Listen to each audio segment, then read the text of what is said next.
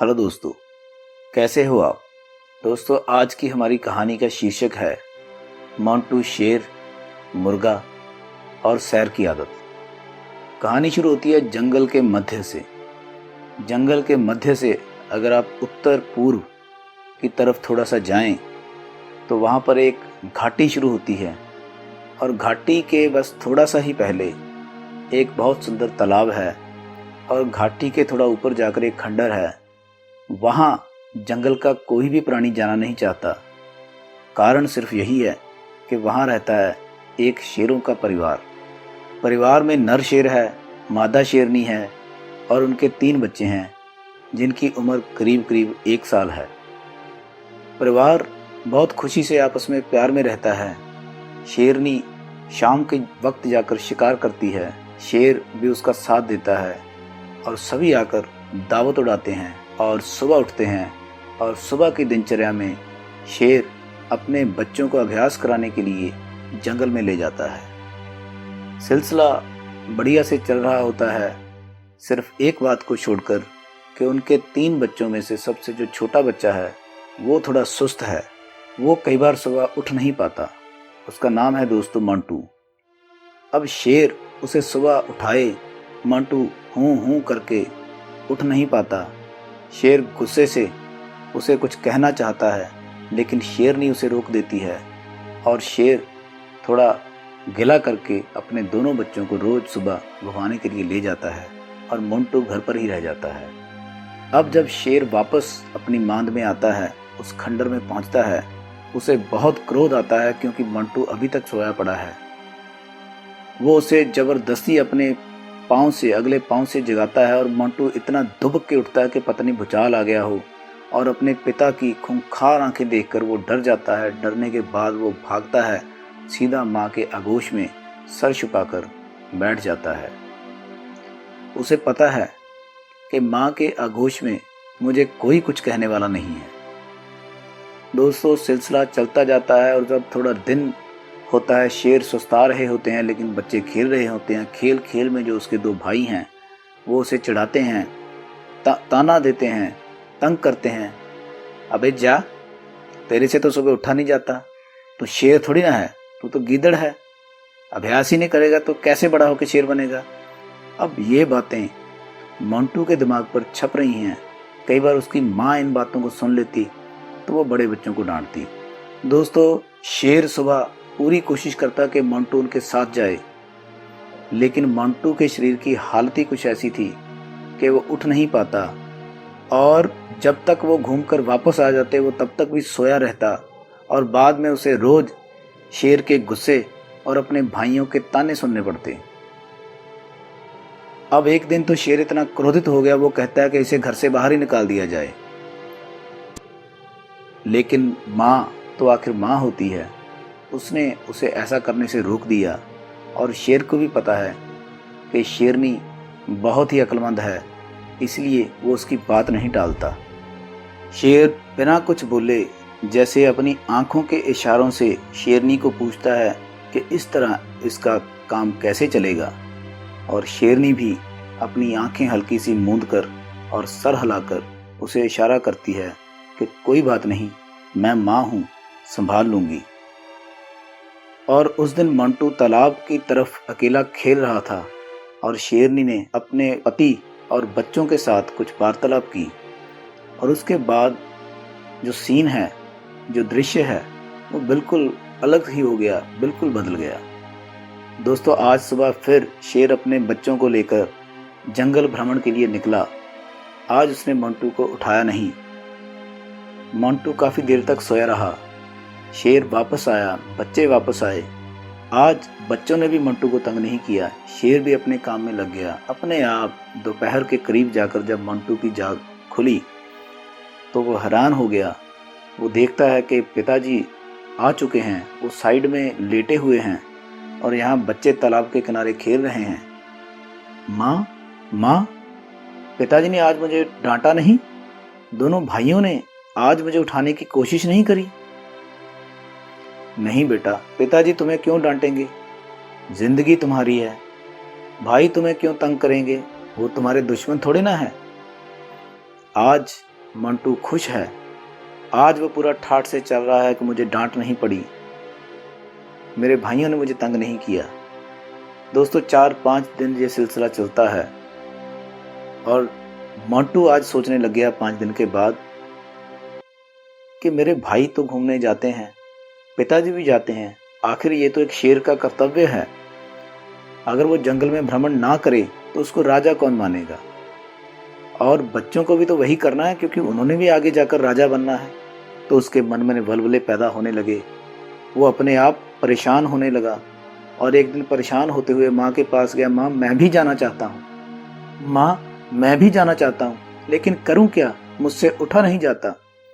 अब माँ अंदर ही अंदर बहुत खुश है क्योंकि उसे तो इसी दिन का इंतजार था कि किस दिन मंटू खुद आकर बोले कि मैं भी जाना चाहता हूँ पिताजी के साथ जंगल भ्रमण के लिए अपने भाइयों के साथ।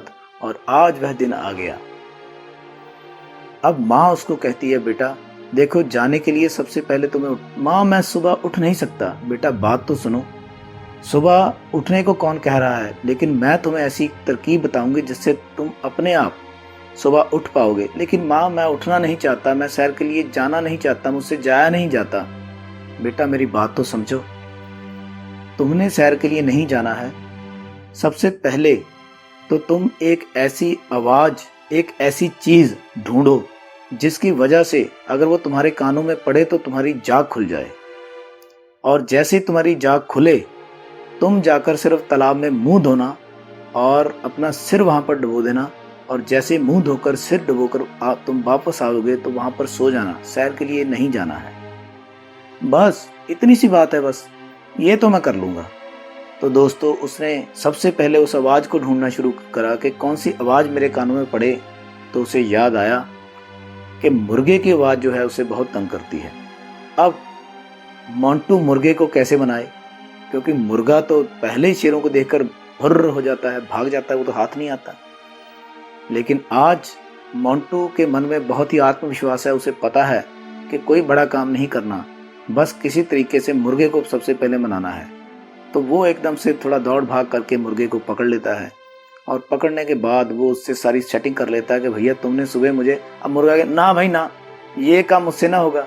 अरे तेरे माँ बाप इतने बड़े हैं, अगर मुझे खा गए तो, अरे मैं तो उनकी तो मैं दाढ़ भी गिली नहीं कर पाऊंगा और यहाँ मेरा परिवार बिखर जाएगा।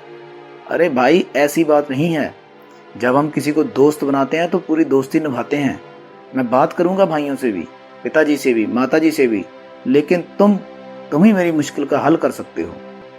अब दोस्तों मनाकर ले आया वो मुर्गे को। अब सुबह होती है, मुर्गा उसके कानों में जोर जोर की बोलता है और ये फटाक से उठता है। उठने के बाद जैसे माँ ने बोला है और इसे भी पता है कि करना तो कुछ नहीं है, अब जाता है पानी में सर डुबोता है। पानी इतना ठंडा है कि जैसे सर डुबोता है उसकी सुरती गुम हो जाती है। लेकिन फिर भी अब माँ ने कहा है और इतना सा ही तो काम है। वापस आता है, उधर पिताजी और भाई सैर को निकल चुके होते हैं। ये वापस आता है, 5-10 मिनट के लिए सोचता है और इसको फिर नींद आ जाती है, सो जाता है। और आज के बाद वो बहुत खुश है क्योंकि ना भाई उसे कुछ कहें ना पिताजी उसे कुछ कहें। दोस्तों सिलसिला 3 दिन 4 दिन ऐसे ही चलता है। रोज मुझसे मुर्गा उठाता है और उस पानी में सर डुबाता है, थोड़ी देर के लिए आता है, लेकिन जब आकर वो उसका सोने का समय होता है वो थोड़ा लंबा होने लगता है। और आज भी मुर्गे ने उसे उठाया तो वो फटाफट गया, भागा तालाब की तरफ, अपना सर पानी में दे मारा और जब पानी से सर निकाला तो काफ़ी सर्दी लग रही थी। वो वापस आया, लेकिन आज वो घंटा, 1.5 घंटा, 2 घंटा सो नहीं पाया। और आज उसे एहसास हुआ कि सुबह अगर मैं जग जाऊं तो कितना आनंद है, क्योंकि आज घर पर बैठकर जागने के बाद उसने देखा कि चिड़ियों की चहचहाहट कितनी सुंदर है, इर्द गिर्द कैसी ठंडी शीतल हवाएं चल रही हैं। अब वो सब ये देखकर उसका मन भी करने लगा कि मैं भी जाऊंगा। और दोस्तों अगले ही दिन वो पल आ गया जिसका कि शेरनी को इंतजार था। शेर को समझ नहीं आ रहा था, उसके भाइयों को भी समझ नहीं आ रहा था, लेकिन आज वो दिन आ गया। आज जब जैसे ही मुर्गे ने उसे उठाया वो गया, उसने पानी में सिर दे मारा और जैसे वो वापस आया और पिताजी के साथ, दूसरे बच्चों के साथ पिताजी के सामने वो खड़ा था कि आज मैं भी जाऊंगा। आज वो सैर पर गया, पिता बहुत खुश है। भाइयों को भी पता नहीं चला कि ये हो क्या गया है। गीदड़ जैसे मंटू में कहाँ से इतनी शक्ति आ गई है वो आज जंगल भ्रमण करके आया और आज जंगल में जैसा जैसा उसने देखा, सूर्योदय देखा, पक्षियों की आवाज़ें सुनी, दोस्तों वो कई जंगल के जानवरों के पीछे भागा, उसे इतना आनंद आया कि जैसे खेल रहा है। तो जब वो वापस आता है तो उसकी सांस में सांस नहीं मिल रही है, भाग कर जाकर माँ की आगोश में गिरा, माँ मैंने जंगल में ये देखा, मैंने जंगल में वह देखा, मैंने वो जानवर देखा, उसको पीछा किया, पिताजी ने मुझे छाती से लगाया, मुझे चाटा उन्होंने आज, मुझे बहुत मज़ा आया माँ, मुझे बहुत मज़ा आया, मैं रोज़ जाऊँगा।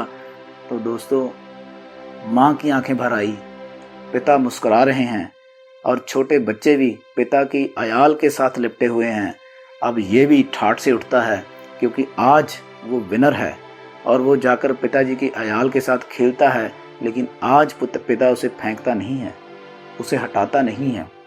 आज उसका आत्मविश्वास चरम सीमा पर है क्योंकि माँ को पता था कि उसको जो प्रॉब्लम है उसका हल उसको डांट कर नहीं, उसे कोई ना कोई तरकीब बतानी पड़ेगी। तो दोस्तों अब मोंटू तो जाने लगा सैर के ऊपर, हम देखें कि हमने कैसे ये आदत डालनी है। अब उसके पास मुर्गा था उठाने के लिए। आपको पता है आपके पास भी एक घड़ी है जिसकी जो टर्न टर्न अलार्म की आवाज़ है किसी को भी अच्छी नहीं लगती, लेकिन उस मुर्गे की जगह पर आप उस अलार्म को लगाओ और जैसे वो अलार्म लगे, अब उसके पास तालाब था लेकिन आपके पास वॉश बेसिन है, उसकी तरफ भागे हुए जाओ और दे मारो पानी के छींटे अपनी आंखों के ऊपर और वापस आकर 5 मिनट 7 मिनट के लिए बैठो और देखो अपने आप को कि आज सैर पर जाना चाहते हो कि नहीं। दोस्तों 3-4 दिन ऐसा कर लोगे तो अपने आप आदत ट्रांसफॉर्म हो जाएगी। तो आज की ये जो कहानी है ये लाइफ ट्रांसफॉर्मिंग कहानी है, इसको ध्यान से सुनना। जो इसमें पॉइंट बताए गए हैं कि अगर किसी की लाइफ में आपको आदत को चेंज करना है, वो आपका बहुत सहयोगी है, आपका बहुत साथी है, भाई बहन है या आपका बच्चा है, तो उसको डांटिए मत, उसको फिटकारिए मत, लेकिन उसका कोई ना कोई मेथड, कोई ना कोई तरीका अपनाइए, जैसे शेरनी ने अपने बच्चे के लिए अपनाया। जब हम मेथड अपनाते हैं तो बच्चे के अंदर से जो दोष भाव है, दोषी होने का भाव है, वो निकल जाता है। दोस्तों जब दोषी होने का भाव निकल जाता है तो इंसान अपने आप सही कर्म करना लगता है। तो आज के लिए बस इतना ही, अगली बार नई कहानी के साथ एक बार फिर मिलेंगे। दोस्तों ये कहानी आपको कैसी लगी आप कमेंट कर सकते हो, कहानी को लाइक कर सकते हो और दोस्तों मित्रों के साथ, अपने भाई बहनों के साथ, अगर बड़े हैं तो छोटों के साथ, छोटे हैं तो बड़ों के साथ इसे शेयर करिए ताकि वो भी अपनी लाइफ को ट्रांसफॉर्म कर पाए। इसी शुभेच्छा के साथ कि आप इसका ज़्यादा से ज़्यादा फ़ायदा अपने ज़िंदगी में उठाएंगे। मैं आपका दोस्त अब की बार के लिए आपसे इजाज़त चाहता हूँ। धन्यवाद। जय प्रकृति, जय भारत।